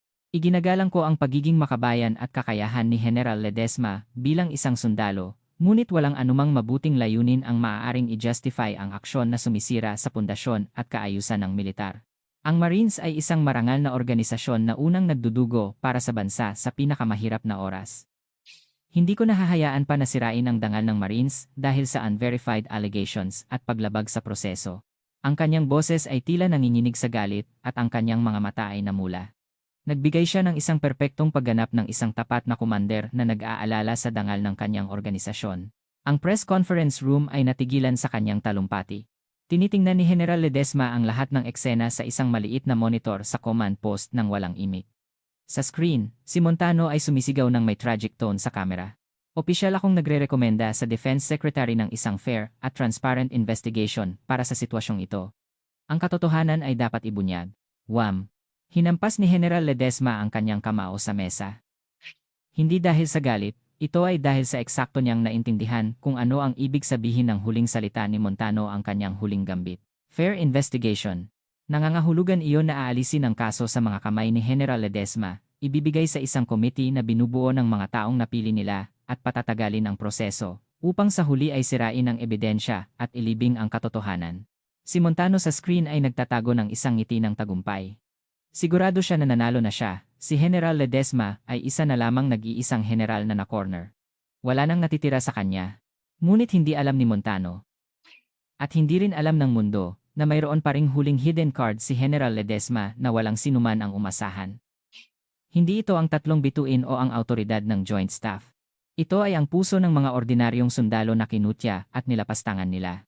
Malapit na ang malaking alon na nilikha ng libu-libong sundalo na hahampas sa kastilyo ng kasinungalingan na itinayo ni Montano. Ang yugto para sa ikalawang sweet revenge ay handa na. Defense Department Grand Hearing Room.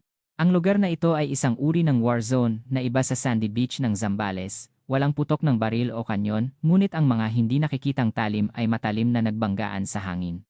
Ang mga camera lens ay mga baril, ang pens ng mga reporter ay mga talim, at ang katahimikan ng mga matataas na opisyal ay isang mabigat na presyon mismo. Ang emergency internal hearing ay isinasagawa ng confidential, ngunit ang confidential ay isang pangalan lang. May ilang reporter na konektado kay Montano ang pinahintulutan na manatili. Ang kanilang mga kamera ay nakatutok sa isang tao, si General Ledesma, na nakaupo na tila isang akusado. Nakaupo siya ng mag-isa, parang isang dambuhalang isla, walang sinuman sa likuran niya. Ang iba pang mga general ng katihan na dapat ay sumuporta sa kanya, ay nanatiling tahimik, nag-aalala sa public opinion, at ang mga matataas na opisyal ng Defense Department na nagpapatakbo ng hearing ay tila mga chess pieces lang na inayos ni Montano. Ang hangin ay malamig at mabigat. Isang nakakatakot na katahimikan ang naghari sa silid, tila naghihintay na lang na ibigay ang sentensya ng kamatayan sa kanyang buong karera sa militar. Sa kabilang banda, si Brigadier General Montano, na nasa witness stand, ay gumaganap bilang isang perpektong tragic hero. Siya ay nagbigay ng isang mainit na talumpati tungkol sa pundasyon at dangal ng militar, minsan nang may kalungkutan at minsan nang may katatagan. Hindi niya ginamit ang low-class na paraan ng pagbanggit ng pangalan ni General Ledesma. Sa halip, ginamit niya ang mga parirala tulad ng isang commander na may sobrang daming ambisyon, at isang solo, labag sa proseso na aksyon, upang matalinong isolate siya. Mga kagalang-galang na miyembro ng committee at mga kapwa-general. Ang ating militar ay nakatayo sa pundasyon ng tiwala. Tiwala sa pagitan ng superior at subordinate, tiwala sa pagitan ng mga serbisyo, at higit sa lahat, tiwala sa pagitan ng militar at mamamayan. Ngunit ngayon, ang pundasyong iyan ay nayayanig. Ang isang labis na investigasyon, batay sa unverified allegations, ay nagbigay ng malalim na sugat sa marangal na dangal ng ating Marines. Ang kanyang boses ay sobrang convincing, tila isang theater actor.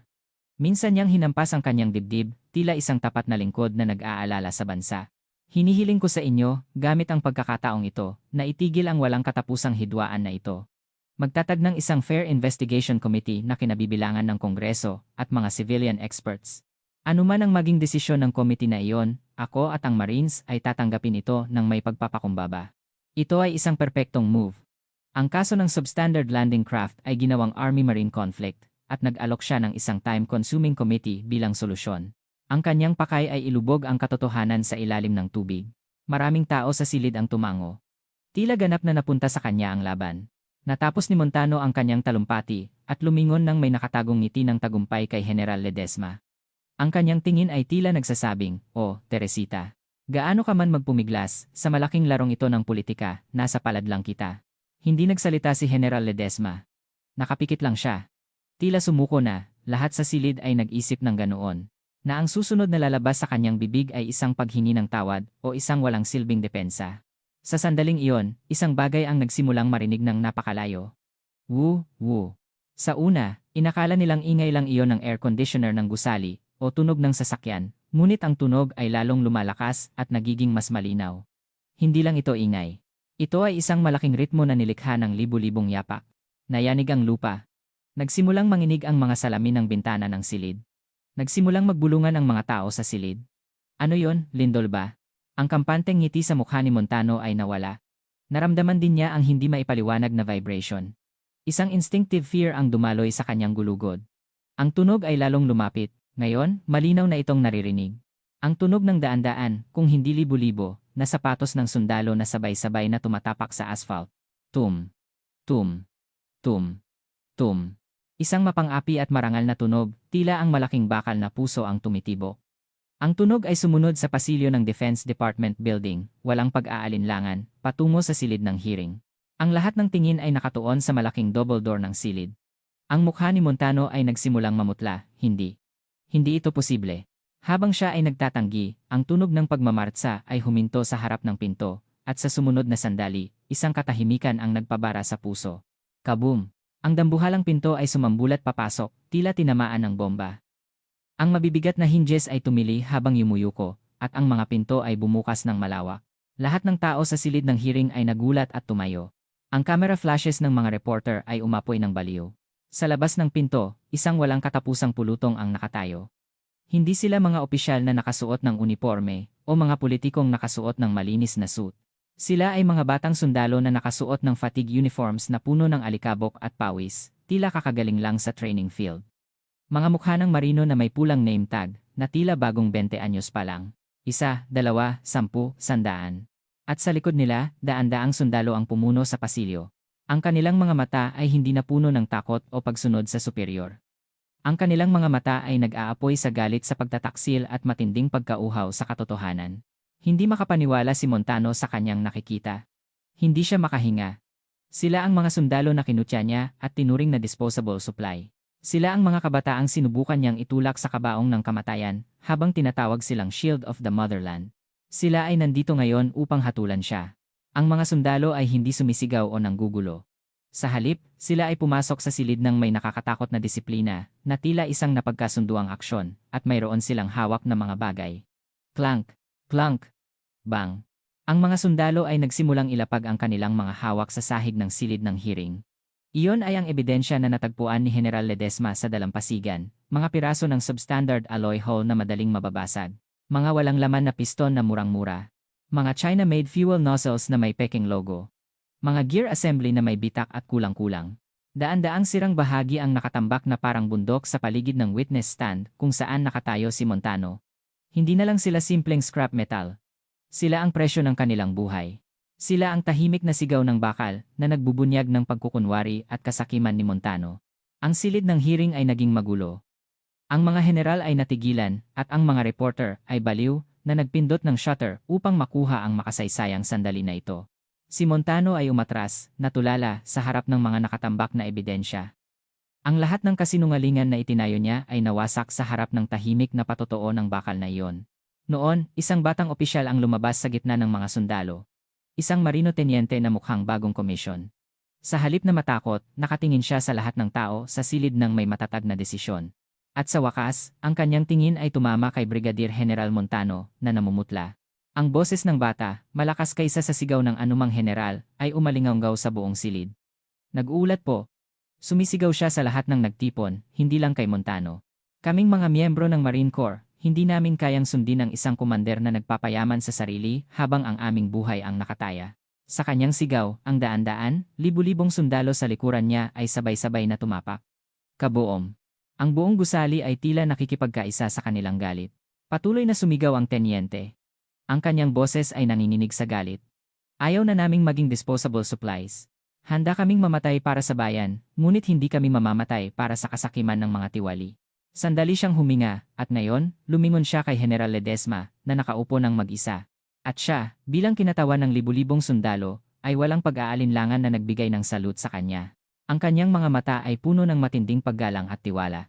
Naniniwala kami kay Teniente General Ledesma na nagtangkang ibunyag ang katotohanan. Siya ang kumander na nagligtas ng aming buhay. Pagkatapos ng kanyang salute, isang himalang nangyari. Ang libu-libong marino, na pumuno sa silid at pasilyo, ay sabay-sabay, na parang napagkasunduan, nagbigay ng salute kay General Ledesma. Mabuhay ang katarungan. Ang sigaw ng libu-libong boses ay parang kulob. Ito ay isang tanda ng paggalang na lumalampas sa military hierarchy. Ito ay ang matinding paghuhusga ng mga sundalo sa tiwaling kapangyarihan, at ang kanilang sagot sa tunay na pamumuno. Si Montano ay nakatayo roon, natigilan. Ang lahat ng dugo ay nawala sa kanyang mukha. Naintindihan niya. Natalo siya. Kaya niyang igalaw ang militar, ngunit hindi niya makuha ang puso ng mga sundalo. Ang kanyang kastilyo ng dangal at kapangyarihan, na itinayo niya sa buong buhay niya, ay gumuho na parang sandcastle sa isang sigaw ng mga sundalo na pinakamaliit niyang pinahalagahan. Ang camera flashes ay hindi tumigil. Ngunit ngayon, hindi na sila nakatutok kay General Ledesma.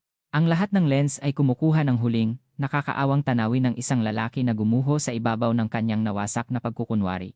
Dahan-dahang iminulat ni General Ledesma ang kanyang mga mata. Ang kanyang mga mata ay bahagyang namumula. Tiningnan niya ang libu-libong sundalo na nagbibigay ng salute sa kanya, isa-isa. Isang bahagyang ngiti ang lumabas sa kanyang labi. Ito ay hindi ngiti ng tagumpay. Ito ay ang ngiti ng pag-aalala at pasasalamat ng isang komander na nagligtas ng kanyang mga sundalo. Ang ikalawa, at ang pinaka-nakakatuwang, sandali ng sweet revenge ay natapos na. Ang sigaw na mabuhay ang katarungan na nilikha ng libu-libong boses ay hindi lamang isang salute. Ito ay isang malaking jackhammer na tumama sa puso ng tiwaling kapangyarihan at isang malakas na sigaw na nagtatayo ng nawasak na katarungan. Nang hatiin ang sigaw na iyon ang mabigat na hangin ng Defense Department Grand Hearing Room, ang laban ay hindi na mababago. Ang hearing ay hindi na hearing. Ito ay naging isang solemneng korte ng paghuhusga kung saan ang libu-libong sundalo ang witness at ang mga bakal na ebidensya na dinala nila ang prosecutor. Ang mukha ng hearing chairman ay namutla. Kinuha niya ang mic gamit ang nanginginig na kamay at naglabas ng boses. Ang kanyang boses ay hindi na isang euphemism na nagpoprotekta kay Montano. Hindi ito maaari. Hindi siya nakapagsalita sandali, pagkatapos ay nagdesisyon siyang hampasin ang mesa. Anong ginagawa ng military police? Agad na alisin sa posisyon at hulihin si Brigadier General Leo Montano, commander ng Marine Corps 1st Division, sa grounds ng treason, espionage at military supply corruption. Sa sandaling lumabas ang utos, ang mga military police na naghihintay sa sulok ng silid ay kumilos ng walang pag-aalinlangan. Ang tunog ng kanilang sapatos na tumatapak sa marble floor ay umalingaunggaw ng malamig na parang isang funeral song. 2 MP ang mahigpit na humawak sa braso ni Montano. Hanggang sa sandaling iyon, tinatanggi pa rin niya ang katotohanan, sumisigaw sa kawalan. Ito ay isang conspiracy. Ginawa ito ng babaeng iyon para balikan ako. Ngunit ang kanyang pagpumiglas ay isang walang silbing echo, walang nakikinig sa kanya. Ang malamig na tunog ng metal ang pumutol sa katahimikan ng silid. Clink-clank, ang tunog ng silver handcuffs na ikinakabit sa kanyang pulso. Ang kanyang dangal at kayabangan, na itinayo niya sa buong buhay niya, ay nawasak ng husto ng malamig na metal na iyon. Ang bituin sa kanyang balikat na minahal niya ng husto, ay ngayon ay isang selyo ng kriminal na mabigat na nakadagan sa kanya. Siya ay kinaladkad na parang isang sako, at huling tumingin kay General Ledesma. Sa kanyang mga mata, wala ng galit, kundi walang lamang desperasyon ng isang taong nawalan ng lahat. Hindi siya tiningnan ni General Ledesma. Para sa kanya, isa na lang siyang anino ng nakaraan na hindi na dapat bigyan ng atensyon. Ang kanyang tingin ay nanatili sa mga batang sundalo na nagbibigay ng salute sa kanya. Ang paghuli kay Montano ay simula pa lang. Ito ang unang talim na pumuputol sa malaking kadena ng katiwalian. Sa harap ng malinaw na ebidensya ni General Ledesma at ang buhay na patotoo ng libu-libong sundalo, walang anumang panlabas na presyon o politikal na maniobra ang nagtagumpay. Ang kaso ay umusad ng mabilis.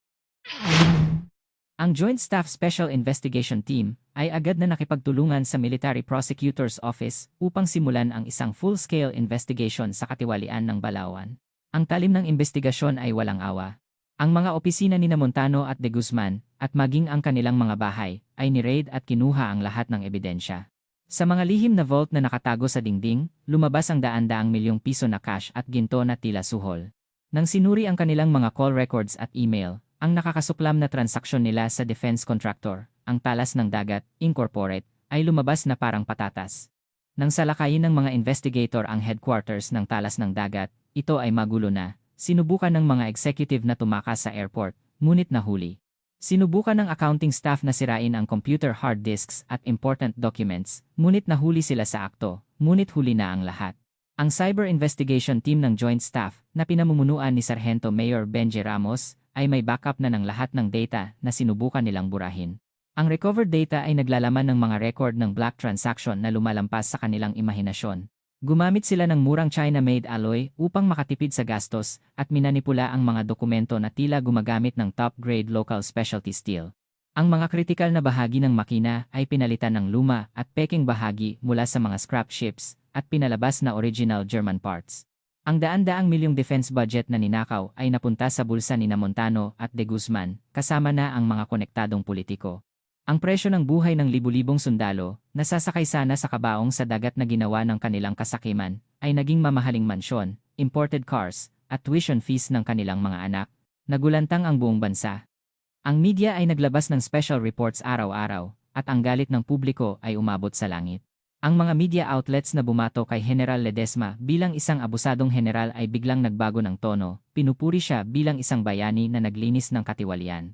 Ang asawa ni Colonel De Guzman, na nagtangkang makakuha ng simpatiya, ay nagtago na sa galit ng mga reporter at mamamayan na nagtipon sa labas ng kanilang bahay. At sa wakas, dumating ang araw ng paghuhusga. Ang military court ay isinagawa sa ilalim ng unprecedented security. Sina Montano at De Guzman sa accused stand ay hindi na ang marangal na general at kornel ng Marines. Nakasuot sila ng mga kulungan uniform na tinanggalan ng lahat ng ranggo, at sila ay mga kawawang matatanda na nawalan ng lahat. Ang mukha ni Montano ay may walang lamang desperasyon ng pagsuko, at ang mukha ni De Guzman ay may galit at poot ng pagtanggi sa katotohanan. Ang presiding judge ay nagsimulang magbasa ng sentensya sa isang malamig at mabigat na boses. Ang kanyang boses ay sobrang kalmado at matatag na nagpalamig sa puso ng lahat ng tao sa silid. Ibinibigay ang sentensya kay accused Brigadier General Leo Montano at accused Colonel Ambo de Guzman at 15 na iba pa. Sandaling huminto ang judge at malamig na tiningnan ang accused stand. Ang mga akusado ay nagtaksil sa sagradong tungkulin ng depensa na ibinigay sa kanila ng bayan at mamamayan. Para sa personal na interes, isinugal nila ang buhay ng kanilang mga tauhan at dinaya ang Estado. Ito ay hindi lamang simpleng supply corruption, kundi isang malinaw na treason, espionage na nagpapayanig sa pundasyon ng national security. Nang umalinganggaw ang salitang treason, espionage sa korte, ang mga balikat ni Montano ay bumagsak ng husto, walang mas malalang sentensya para sa isang sundalo. Dahil dito, ang korte ay nagbigay ng sentensya sa mga akusado, isinasaalang-alang ang sobrang bigat ng krimen, ang kawalan ng pagsisisi, at ang pagkasira ng dangal ng militar. Lahat ng tao sa korte ay nagpigil ng hininga. Accused Leo Montano, nahatulan sa charges ng treason, espionage sa ilalim ng Military Penal Code, bribery, at abuse of authority, ay sinisentensyahan ng habambuhay na pagkakakulong life imprisonment. Habambuhay na pagkakakulong. Ang mga mata ni Montano ay tumingin sa kawalan, at ang kanyang katawan ay natumba, ngunit hindi pa tapos ang paghuhusga. Accused Ambo de Guzman, nahatulan sa charges ng assault of a superior officer, abuse of authority, at conspiracy to defraud military supplies, ay sinisentensyahan ng 3 taon na pagkakakulong.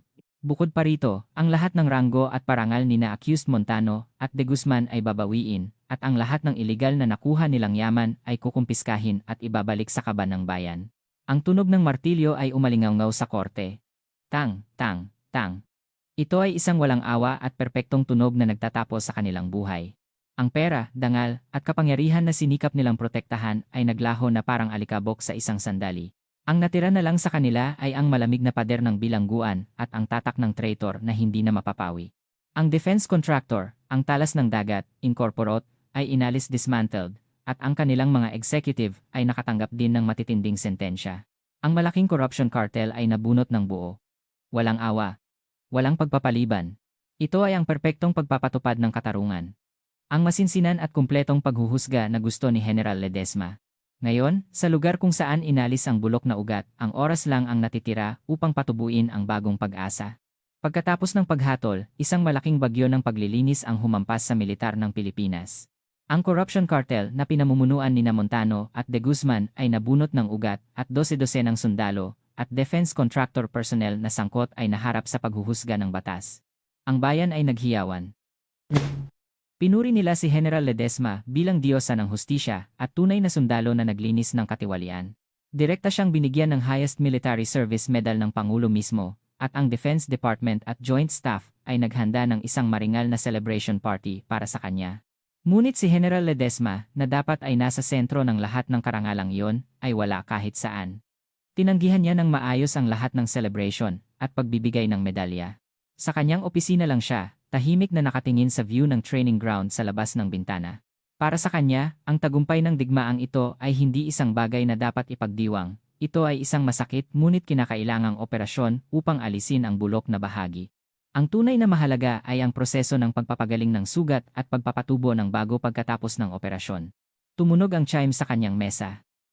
Ang direct line ng Defense Secretary, nag-alinlangan siya sandali at kinuha ang receiver. Sa kabilang linya, ang boses ng Secretary ay sobrang masaya at magiliw. General Ledesma, mahusay na trabaho. Si General Ledesma ay isang kayamanan at bayani ng ating militar. Inihanda ko na ang isang mas mahalagang posisyon sa Joint Staff para sa iyo bilang gantimpala. Magandang balita ang maririnig mo sa lalong madaling panahon. Ngunit ang sagot ni General Ledesma ay ganap na taliwas sa kanyang inaasahan. Ang kanyang boses ay kalmado, ngunit mayroon itong bakal na determinasyon. Secretary, labis po akong nagpapasalamat sa inyong mga salita. Ngunit wala po akong gusto na anumang gantimpala o promosyon. Naku, napaka-humble. Ito ay isang gantimpala na nararapat lang sa iyo, General Ledesma. May iba po akong gustong gantimpala. Huminto sandali si General Ledesma. Tiningnan niya ang mga batang sundalo na nagpa-practice sa labas ng bintana at nagpatuloy. Ang pinakamalaking nasaktan sa insidenteng ito ay ang ating mga sundalo. Ang kanilang kawalan ng tiwala at pakiramdam ng pagtataksil mula sa bansa at superior ay hindi kayang pagalingin ng anumang medalya. Hindi lang ang landing craft ang gumuho. Ang tiwala mismo sa militar ang gumuho. Hindi nakapagsalita ang secretary sa kabilang linya. Nagpatuloy ang boses ni General Ledesma. Ang gusto ko lang po ay isa. Payagan po ninyo ako na magsagawa ng full reinspection sa lahat ng military supplies na naging issue sa insidenteng ito. At ang inspeksyon na iyon ay hindi lang gagawin namin ng audit officers ng Joint Staff. Ang kanyang boses ay nagkaroon ng diin. Gusto kong kumpirmahin kasama ang mga sundalo ng Marines na direktang gagamit at isusugal ang kanilang buhay sa kagamitang iyon mula simula hanggang dulo. Kailangan nilang makita sa kanilang sariling mga mata at mahawakan ng kanilang sariling mga kamay. Kapag sila mismo ang naniwala na ligtas ito, iyon pa lang ang katapusan ng misyon na ito. Ito ay isang hindi inaasahang alok. Isang deklarasyon na tatalikuran niya ang karangalan at babalik sa pinakamahirap at pinakanakakapagod na field. Isang mahabang katahimikan ang sumunod sa kabilang linya. At sa wakas, ang boses ng sekretary, na puno ng malalim na paghanga at paggalang, ay narinig. Sige. Kung iyan ang gusto ni General Ledesma, susuportahan ko ng buo. Iyan ang pinakakailangan ng ating militar ngayon. Ilang linggo ang lumipas. Muli, ang training beach sa Zambales, ngunit ang tanawin ay ganap na nagbago. Ang mga balaoan na puno ng kalawang at bitak ay winasak na lahat. Sa lugar nila, ang mga tunay na bagong landing crafts ay nakalinya, nagpapamalas ng kanilang autoridad. Matatag na katawan na gawa sa strengthened specialty alloy, at ang bagong German engine na naglalabas ng malakas na dagundong. Sila ang tunay na mga dragon ng dagat na mukhang mapagkakatiwalaan. At sa deck ng pinakauna sa kanila, nakatayo si Teniente General Teresita Ledesma, hindi nakasuot ng marangyang uniforme, kundi ng pinakaordinaryong field uniform. Sa paligid niya, ang mga marino ay nakatayo kasama niya, at hindi na siya tinuturing na dayuhan. Ang kanilang mga mata ay puno ng malalim na tiwala at paggalang, hindi na pag-iingat o poot. Ang hindi nakikitang pader sa pagitan ng hukbong katihan at Marines ay matagal nang gumuho sa harap ng malaking alon ng katotohanan. Sila ay hindi na magkaibang service, sila ay mga kasamahan at kapatid na nakasakay sa parehong bangka. Isang batang marino tenyente ang lumapit sa kanya, nagbigay ng salute at nagbigay ng isang lata ng mainit na kape. Siya ang batang opisyal na unang nagsalita sa hearing. General, natapos na ang lahat ng inspeksyon. Perpekto na po. Tumanggap si General Ledesma ng salute at kinuha ang kape ng may ngiti. Ang mainit na init ay kumalat sa kanyang kamay at umabot sa kanyang puso. Hinampas niya ang balikat ng tenyente at sinabi, "Mahusay na trabaho. Ngayon, oras na para kayo mismo ang kumpirmahin." Itinaas niya ang kanyang ulo at tumingin sa malawak na asul na horizon. Ang dagat ay pareho pa rin, ngunit ngayon, ang dagat ay hindi na isang lugar na puno ng takot sa kamatayan. Ito ay isang yugto ng posibilidad na puno ng bagong simula at pag-asa. Ang mga batang sundalo sa paligid niya ay tumingin din sa dagat kasabay niya. Ang kanilang mga mukha ay puno ng kumpiyansa at pagmamalaki, hindi na pag-aalala. Ang mahina, ngunit makapangyarihang boses ni General Ledesma ay umalingaunggaw sa ibabaw ng malakas na tunog ng makina. Ngayon, sisimulan na natin ang tunay na pagsasanay. Ito ay ang deklarasyon ng Diyosa na nagpapahayag ng pagbubukas ng isang bagong panahon. Isang buhay na pusit ang naging catalyst na nagdulot ng bagyo ng katarungan. Isang babaeng general ang lumaban, hindi lamang para sa buhay ng libu-libong sundalo, kundi para sa kanilang nalapastangan na dangal. Kailan ang pinakanakakatuwang sandali para sa iyo? Ang sandali ba na inilabas niya ang kanyang Teniente General ID sa gitna ng pag-atake? O ang nakakaantig na sandali kung saan sabay-sabay na tumayo ang libu-libong marino? Ano ang mas mahalaga para sa isang tunay na lider? Sobra-sobrang kapangyarihan o hindi natitinag na tiwala? Iwanan ang iyong mga kaisipan sa komento sa ibaba.